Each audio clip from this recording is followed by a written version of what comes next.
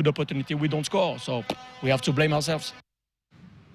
Moving on, the Sunshine Development Tour East Africa Swing has received a shot in the arm after NCBA injected 2 million shillings to support the upcoming leg set to be played at the Royal Nairobi Golf Club from June 7th to June 9th, 2026. The Sunshine Development Tour serves as the official feeder system into the Sunshine Tour, offering players the opportunity to unofficial world golf ranking points and progress into higher levels of the competition. Believe in people before the world does. We are doing a lot when it comes to the world of golf, and today we reinforce our commitment to make sure our pros get more opportunities to play and become the next Tiger Woods.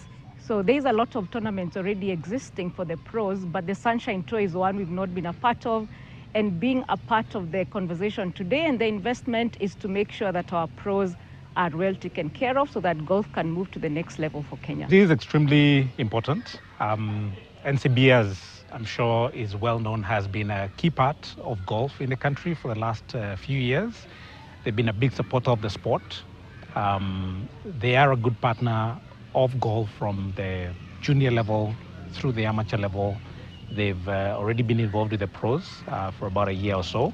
And now they come into SDT to continue with that support. It is also through such initiative, of course through corporates and sponsors as NCBA, that these gentlemen have been able to achieve what they have achieved.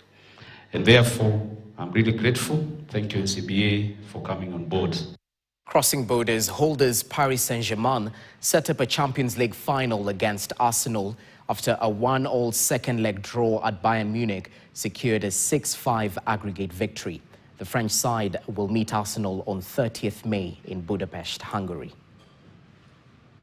Yes, good memories, and I think we could leave a match with a lot of intensity, and